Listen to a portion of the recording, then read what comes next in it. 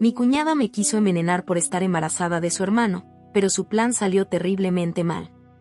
Si alguien me hubiese preguntado hace unos años cuál era el único defecto en mi matrimonio, no habría dudado en responder: Camila. No mi esposo, no la rutina, no las discusiones comunes que toda pareja enfrenta. No. Era ella. La hermana de Sebastián. Su única hermana. La piedra eterna en mi zapato. Yo soy Luciana, y llevo casi una década casada con Sebastián. Es un buen hombre, de esos que no abundan. Fiel, comprometido, cariñoso hasta en el silencio. Pero con Camila, es como si tuviera una venda en los ojos. O más bien, una culpa instalada desde la infancia que le impide ver quién es realmente su hermana. Desde que nos conocimos, sentí que no me quería cerca.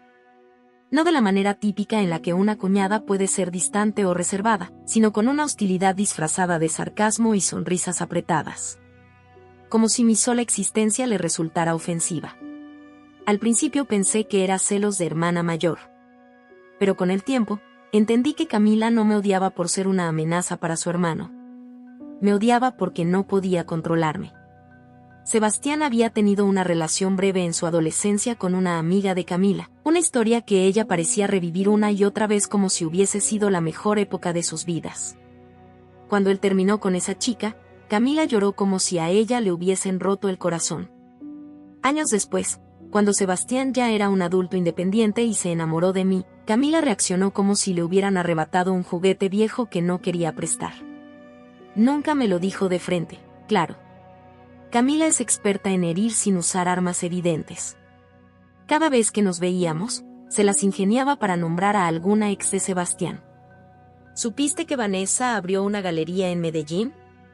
Siempre fue tan brillante, decía frente a mí, como si yo fuera de cartón. O peor aún, como si yo no tuviera cerebro. Sebastián solía responder con un gesto incómodo, cambiando de tema con torpeza. Y yo, por dentro, tragaba en seco. Una vez llevé a Sebastián a visitar a sus padres, Beatriz y Rogelio. Yo llevaba un postre que había preparado con esmero, un gesto sencillo, pero con cariño.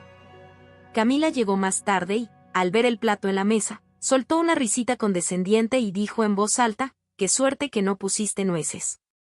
Recuerdo que una vez Sebastián se enfermó con uno que hizo Vanessa, pero claro, tú no eres ella. El comentario quedó flotando en el aire como una mosca en el vino. Beatriz me miró con incomodidad. Sebastián apretó la mandíbula. Y yo, simplemente sonreí. Porque no iba a darle el placer de verme temblar. Cuando Sebastián me pidió matrimonio, pensé que la situación con Camila cambiaría. Que quizá, ante la formalidad del compromiso, haría un esfuerzo por respetarme. Qué ilusa fui. La noche que anunciamos nuestro compromiso en una pequeña cena familiar, Camila se levantó de la mesa en mitad del brindis, salió al patio y no volvió. Más tarde llamó a Sebastián, llorando, diciéndole que se sentía traicionada. Que él debió haberle contado primero a ella, que ella merecía ser la primera en saberlo. Como si el anuncio le hubiese robado un pedazo de vida. Y lo peor fue el mensaje que me envió esa misma noche.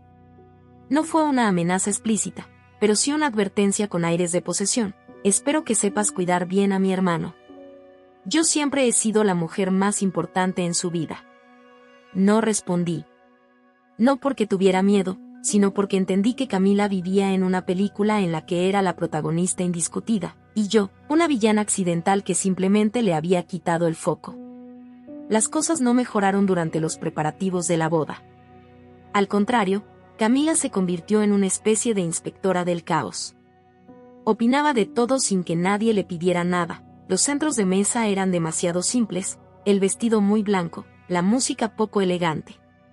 Cada reunión terminaba con algún comentario suyo que me dejaba con ganas de arrancarme el cabello. Pero fue durante la elección del vestido cuando exploté.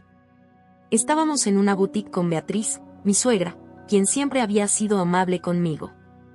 Yo sostenía un vestido color marfil frente al espejo cuando Camila, que no estaba ni invitada, apareció sin avisar. Se rió al ver el diseño y dijo: «Ay, parece un disfraz de quinceañera pobre». Beatriz se giró indignada, pero yo ya había tenido suficiente. Le dije que no quería verla más cerca del proceso, que no estaba invitada a mi boda, y que si tenía algo más que decir, se lo dijera al espejo. Porque ahí era donde vivía su verdadero conflicto, con ella misma. Camila se quedó sin habla. Nunca pensó que le respondería así. Intentó manipular a Sebastián, como siempre, con llantos y reclamos, pero él, por primera vez, me defendió con convicción. Le dijo que si no se disculpaba, no estaría en nuestra boda. Y así fue. Mandó una disculpa por mensaje que yo nunca abrí. La ignoré, como se ignora el eco de un insulto ya viejo. Al final apareció en la boda igual. Vestida de negro. Llevaba un velo, como si estuviera de luto. Algunas personas pensaron que era una broma. Pero no lo era. Para ella, esa boda fue un entierro. Y no era el único. Porque lo que pasó después, lo que vino años después, fue peor. Más oscuro. Más frío. Porque en esa cabeza de Camila, no bastó con sabotear una boda. No. Ella quería algo más. Algo que ningún guión de telenovela podría justificar. Y eso, casi me mata. Después de la boda, intentamos mantener la paz. Bueno, mejor dicho, intentamos evitar el fuego. Sebastián y yo nos alejamos de Camila. Ella seguía apareciendo en cumpleaños familiares, en cenas organizadas por Beatriz o Rogelio, pero manteníamos la distancia justa. Fría, cortés, pero inquebrantable. Pasaron los años. Sebastián y yo crecimos juntos, y con nosotros creció algo aún más hermoso, nuestro hijo, Nico. Su llegada trajo luz a cada rincón de nuestra casa. Me transformó. A él le debo una parte de mi paciencia, y a Sebastián, la otra mitad de mi fuerza. Durante todo ese tiempo, Camila seguía ahí, orbitando en el sistema familiar como un satélite defectuoso. De vez en cuando preguntaba por Nico, pero nunca fue bienvenida. No la queríamos cerca de nuestro hijo, y Sebastián fue claro al respecto desde el principio. Por suerte, sus padres nos entendieron. Pero el destino tiene formas retorcidas de enredar a la gente. 2 años atrás, Camila perdió un embarazo.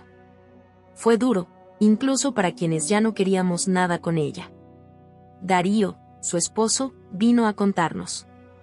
Lo vi abatido, como si le hubieran arrancado algo que ni él sabía que necesitaba tanto.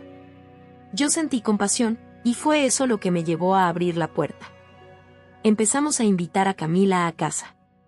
Con reservas, sí, pero también con algo de esperanza. Supongo que parte de mí aún quería creer que la maternidad podía cambiarla, suavizarla. Al principio, pareció funcionar. Fue dulce con Nico, incluso parecía disfrutar el tiempo con él. Pero eso no duró. Poco a poco, volvió a su versión original. La de siempre. Camila la crítica, la que siempre tiene algo que reprochar, la que victimiza cada segundo de su vida. Y lo peor, empezó a obsesionarse con mis rutinas. Notaba si me iba al gimnasio, si volvía tarde, si me cambiaba de ropa. Un día, me preguntó directamente, ¿por qué llevas siempre una muda extra? ¿Es que no te alcanza el tiempo para volver a casa? Sentí el veneno en su voz. Apreté los dientes y le respondí sin darle el gusto, me baño en el gimnasio antes del trabajo. No quiero llegar sudada a la oficina. Nada más. No dijo nada. Solo sonrió. Pero esa sonrisa me dejó inquieta. Cuando las cosas con Darío parecían mejorar, Camila desapareció de nuestra vida por un tiempo.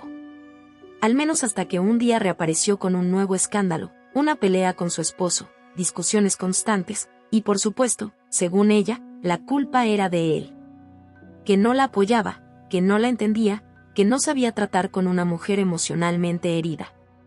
Sebastián y yo, una vez más, la dejamos quedarse unos días. No por ella, sino por Darío, que nos caía bien, y porque Nico preguntaba por la tía triste. Durante esa visita, noté algo. Camila ya no solo hablaba mal de Darío, empezó a insinuar cosas sobre mi matrimonio. Que yo me veía demasiado bien para una mamá, que me cuidaba como si estuviera buscando algo más. Incluso me preguntó si alguna vez había considerado explorar nuevas cosas. lo dijo entre risas, pero no me reí. Me miró con esos ojos suyos que nunca parpadean cuando está evaluando cuán lejos puede ir. Le dije que tenía que dejar de proyectar sus inseguridades en los demás, especialmente en mí. No le gustó. Esa noche se fue de nuestra casa. Sebastián me abrazó y me dijo que había hecho bien. Yo solo quería olvidarla. Pasó el tiempo. Un año de paz relativa. Hasta que supe que estaba embarazada de nuevo. Esta vez fue una sorpresa. No lo habíamos planeado, pero Sebastián y yo lo recibimos como una bendición. Queríamos esperar el momento justo para anunciarlo, y el cumpleaños de Sebastián parecía ideal. Beatriz y Rogelio organizaron una fiesta en su patio trasero. Todo era perfecto, comida deliciosa, familia cercana, risas genuinas, hasta que la vi. Camila. Llegó sin avisar, vestida de blanco, con una sonrisa de esas que uno siente más en la espalda que en la cara. Sebastián se tensó. Yo también. Dijo que venía en son de paz. Que estaba yendo a terapia. Que quería disculparse por todo lo que había pasado. Frente a todos, le pidió perdón a Sebastián y a mí. Dijo que estaba en otra etapa, que estaba aprendiendo a sanar. No le creí. Ni una palabra. Pero asentí. Porque no iba a manchar el cumpleaños de mi esposo con una discusión inútil. Porque era la madre de Nico. Porque el mundo nos estaba mirando. La fiesta siguió, y durante el almuerzo, Camila no paraba de sonreír. Servía bebidas, preguntaba por Nico, hacía bromas. Era una actuación digna de premio. Cuando anunciamos el embarazo, todos aplaudieron. Mis suegros lloraron de emoción. Nico se abrazó a mi panza y dijo quiero que sea niña, y Sebastián me miró con esos ojos que hacen que todo valga la pena. Pero Camila no aplaudió. Solo nos miró. Silenciosa. Seca. Como si algo en su interior se quebrara con cada palabra que pronunciábamos. Y luego, vino con un plato de comida. Luciana, esto es para ti. Lo serví yo misma. Estoy tan feliz por ustedes, dijo en voz alta. Todos la oyeron. Sonreía. Yo, con un nudo en el estómago, tomé el plato. Había camarones. Todos sabían que soy alérgica. Lo he repetido 1000 veces. No dije nada. Solo asentí, me levanté y fui a servirme otro plato. Pensé que sería mejor evitar el conflicto. Darío apareció justo cuando me estaba sirviendo, y bromeó, ¿no te sirvieron bien? Le conté lo de los camarones. Él se rió. Yo me los como. A mí me encantan. Y se llevó el plato. Una hora después, Darío estaba en el suelo, tosiendo, con la cara pálida y los labios morados. Mi mundo se detuvo. Camila gritaba. Sebastián la sostenía del brazo, desesperado. Alguien llamó a una ambulancia. Yo no podía moverme. Ese plato era para mí. Y lo sabía. En el hospital, los pasillos olían a desinfectante y desesperación. El pitido de las máquinas, los pasos apresurados de las enfermeras, y el sonido hueco de mi propia respiración se mezclaban como si fueran parte de una misma sinfonía siniestra. Darío estaba en observación, inconsciente pero estable, con una vía conectada al brazo y un monitor marcando sus signos vitales. No sabíamos si despertaría en una hora o en un día. El veneno, según dijeron, no fue letal, pero sí potente. Suficiente para que el cuerpo colapsara. Camila lloraba. O al menos fingía hacerlo. Sentada en la esquina, con las manos en la cara, murmurando que no entendía nada, que no sabía qué había pasado, que tal vez alguien lo había puesto por error. Sebastián caminaba en círculos. Rogelio apretaba los puños. Beatriz estaba en shock. Y yo, ahí, sabiendo algo que ellos no sabían. Que ese plato, ese envenenado plato, me lo había ofrecido ella. A mí. No pude más. Esa noche, mientras todos estaban preocupados por Darío, me encerré en la habitación de visitas del hospital, saqué mi celular y empecé a escribir todo. Desde el inicio. Desde el primer desprecio, desde las burlas, las comparaciones, los intentos de sabotaje. Mi esposo entró y me encontró con lágrimas en los ojos, los dedos temblando sobre la pantalla. Me miró como si pudiera leerme el alma. ¿Qué pasa, Luciana? Tragué saliva. Me ardía la garganta. El corazón me latía como un tambor de guerra. Ese plato, dije, me lo trajo Camila. Era para mí. Silencio. ¿Estás segura? Sí. Me lo dio en la fiesta. Dijo que quería compensarme. Pero tenía camarones, cebas. Y tú sabes que ella sabe de mi alergia. Todos lo saben. Vi como sus ojos se oscurecían. Algo se quebró en él. No fue sorpresa, fue confirmación. ¿Y por qué no dijiste nada antes? Porque tenía miedo. Porque era la hermana de tu sangre. Porque no quería arruinarte tu cumpleaños. Porque me derrumbé, porque si lo decía, ya no había vuelta atrás. Se sentó a mi lado y me abrazó fuerte. Fuerte como si intentara sostenerme a mí y a sí mismo al mismo tiempo. Ya no hay marcha atrás, Lucy. Esto ya no es solo un drama familiar. Es un crimen. Esa misma noche, en casa de mis suegros, Sebastián y yo hablamos. Les contamos todo. Todo. Beatriz se quedó boquiabierta. Rogelio se puso de pie. Nadie nos interrumpió. No esta vez. ¿Y hay alguna forma de comprobarlo? Preguntó Beatriz. En las cámaras, respondió Sebastián, serio. Las que pusieron en el patio trasero por seguridad. Todo está grabado. Ella me lo dijo hace meses. Fueron a revisar las imágenes. Y ahí estaba. Camila, sonriendo mientras servía el plato. Mirando a su alrededor, asegurándose de que nadie la observaba. Caminando hacia mí con una actitud festiva y falsa. Y luego, cuando me alejé, el momento en que Darío tomó el plato de mis manos. Silencio absoluto en el salón mientras veíamos la grabación. Eso es intento de homicidio, murmuró Rogelio, la voz quebrada. A su propia cuñada. Embarazada. Beatriz se levantó y fue al baño a vomitar. Sebastián no dijo nada. Solo cerró los ojos. Respiró hondo. Y entonces, con un tono que nunca antes le había escuchado, dijo: Vamos a entregarla. Camila fue arrestada 48 horas después. No lloró. No gritó. No lo negó. Solo bajó la cabeza y pidió que no llamaran a sus padres. Fue Darío, aún recuperándose en casa, quien presentó la denuncia formal con la grabación como evidencia. Resultó que, además del veneno, la policía encontró en su bolso un frasco pequeño, escondido en el forro, con restos de la misma sustancia. Fue imposible para ella negar nada. Durante los interrogatorios, confesó. Dijo que no quería matarme, solo darme una lección.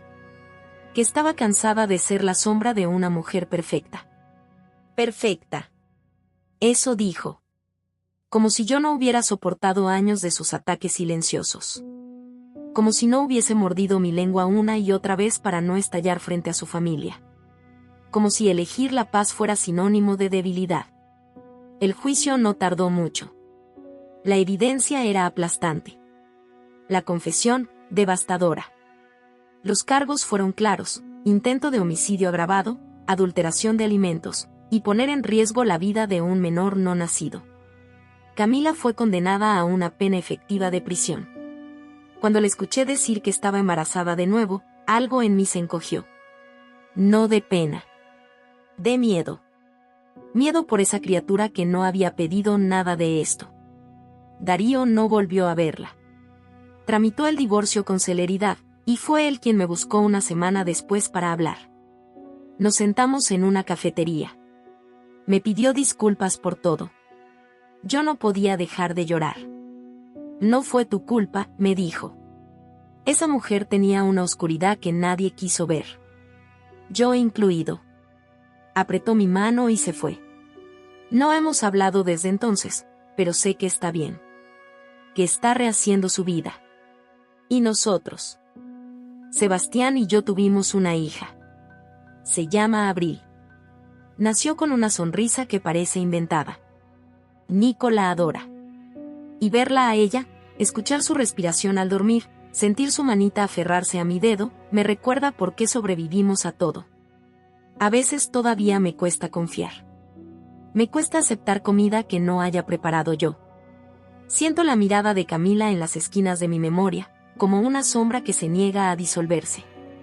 Pero también tengo otra cosa, tengo luz. Tengo amor. Tengo mi familia. La que construí. La que me protege. La que no me exige ser perfecta. Solo real.